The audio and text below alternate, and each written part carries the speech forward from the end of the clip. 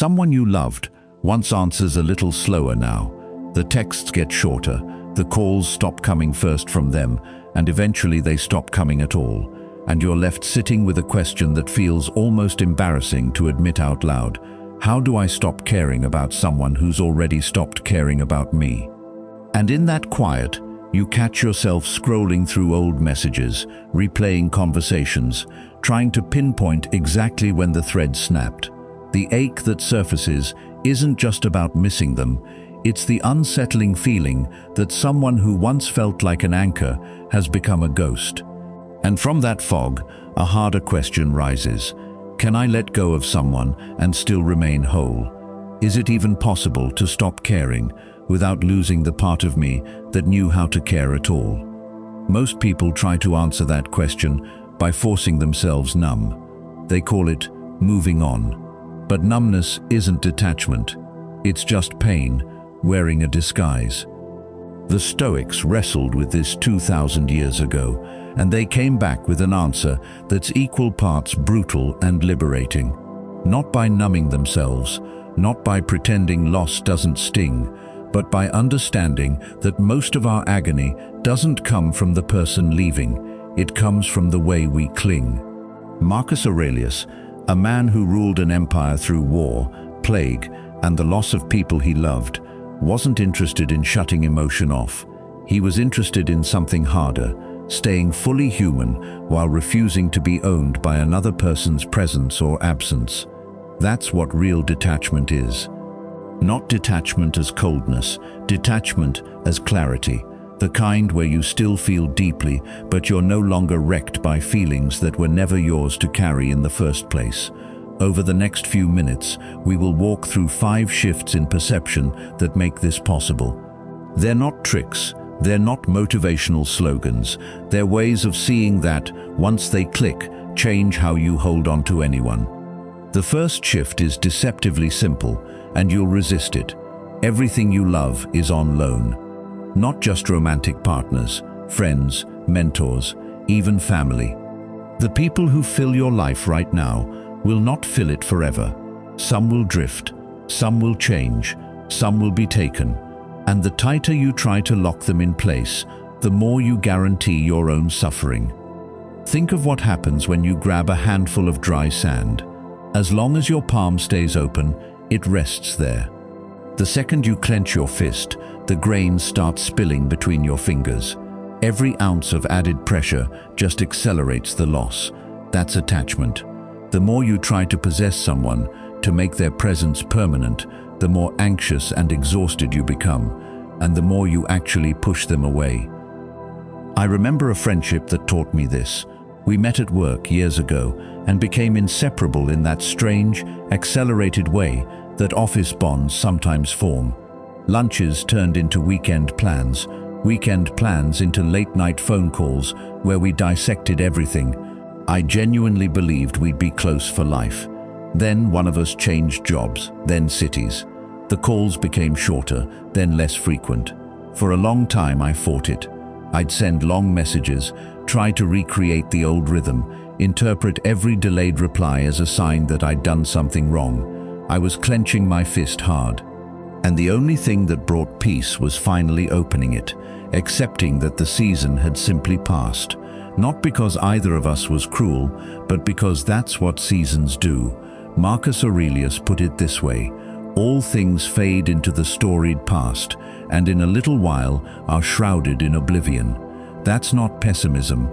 That's permission to appreciate what's here without demanding it stay.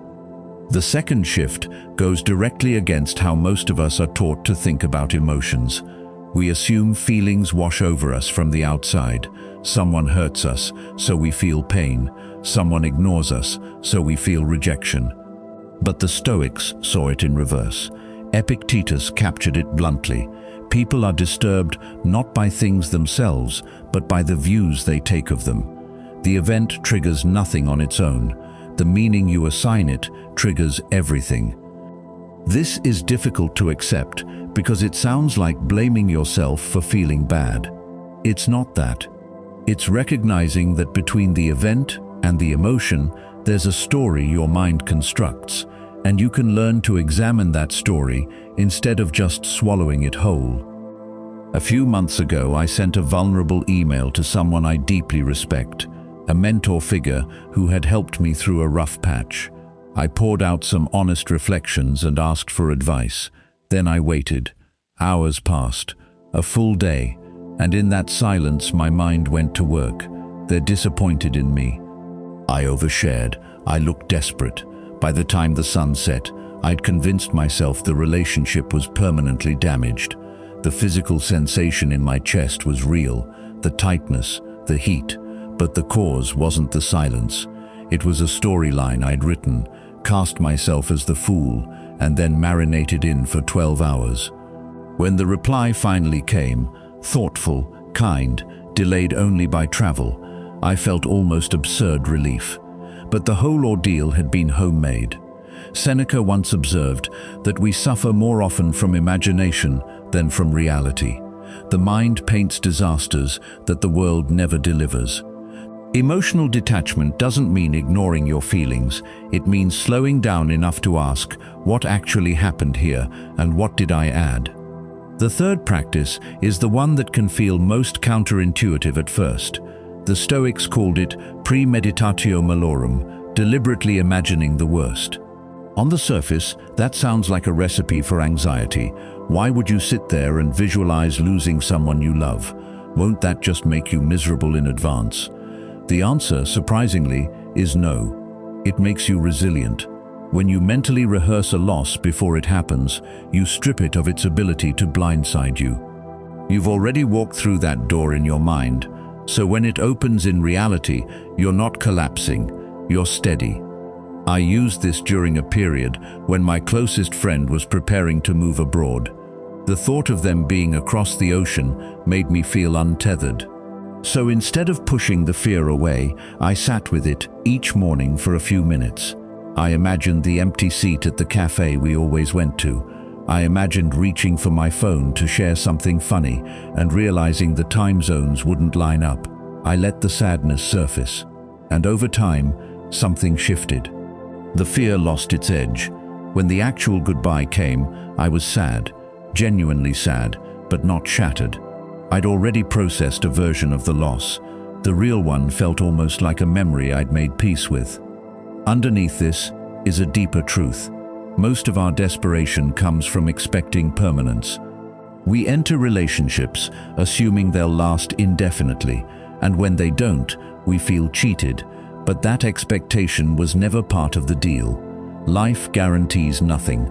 Once you stop feeling entitled to a future with someone, you start treasuring the present with them in a way that doesn't strangle it. Marcus Aurelius would remind himself each morning that the people he loved were mortal, that their time with him was limited, not to be morbid, to be awake. The fourth shift is where a lot of emotional anguish finally breaks, because it hands you back something you've unconsciously given away. There are things within your control, and there are things that are not. Stoicism draws that line with a razor. Your thoughts, your actions, your responses, those are yours. Other people's feelings, their decisions, their silences, their affection or lack of it, those are not. And when you try to control what isn't yours, you set yourself on fire and expect the other person to feel the warmth. I once drained myself trying to keep a relationship alive. If I felt distance, I'd plan more dates. If they seemed withdrawn, I'd become more attentive, more available, more accommodating. It felt like pouring water into a bucket with a hole in the bottom, but I kept pouring anyway because stopping felt like admitting failure. The anxiety was constant because the outcome I was chasing, their feelings, was completely outside my jurisdiction. No amount of effort could reach inside another person and rearrange their heart. The peace only came when I finally turned my attention back to the one thing I could actually govern, my own response. I couldn't make them stay, but I could decide not to abandon myself in the process. And that decision, the moment it landed, lifted a weight I hadn't even realized I'd been carrying. This is what emotional autonomy actually means. Your stability isn't tethered to their moods. You're not a buoy bobbing in their emotional weather. If they're warm, you're fine. If they're cold, you're crushed. That's not connection. That's captivity. Marcus Aurelius wrote something that should be etched into every mirror. If you are distressed by anything external, the pain is not due to the thing itself, but to your estimate of it. And this you have the power to revoke at any moment. The power to revoke, not to suppress, not to pretend you don't care, but to see that the hold someone has on you is a hold you've given them, and you can take it back, not by changing them, but by changing where you place your attention. The fifth and final shift happens when you zoom out far enough that the shape of your life comes back into view.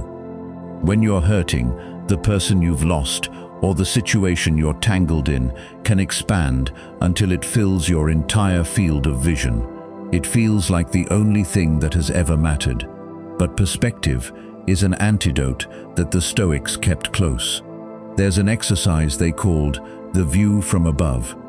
You imagine rising slowly, looking down at your house, your street, your city, then the whole turning planet, and you see your life as one small thread in a vast tapestry. Not to minimize your pain, but to remind you that it's not the whole story. That person who left, that friendship that withered, they are a chapter, not the book. I went through a breakup once that leveled me. For weeks I couldn't imagine a future that held any color, but somewhere in the aftermath, I started asking myself, will this still ache like this in 5 years? Will this person's absence define my entire existence? The honest answers were no and no. That didn't erase the sadness, but it shrunk it to a manageable size. It stopped being a permanent fog and became a storm I could walk through. We forget our own track record. Think back to a previous heartbreak, one you were certain you'd never recover from. You did. You are here. Life stitched itself back together, not by erasing the scar, but by growing around it. The bigger picture doesn't dismiss what you're feeling now. It just reminds you that you're larger than any single loss. The Stoics understood that suffering, when you grip it too tightly, can become your whole identity. But when you step back and see the full sweep of your life, you realize that pain, no matter how intense, is temporary. You learn to let it move through you, rather than building a home inside you. Emotional detachment, in the end, is not about caring less. It's about caring from a place of strength instead of desperation. It's the difference between loving someone because they add to your life and clinging to them because you're afraid of who you'd be without them. The Stoic path doesn't turn you to stone. It builds a spine. So the next time you feel that familiar tightening in your chest, the fear of losing someone, the ache of being misunderstood, the quiet panic of silence, ask yourself, am I letting my thoughts run wild, or am I the one holding the reins? The answer that comes, if you're honest, will show you exactly where your freedom has been waiting.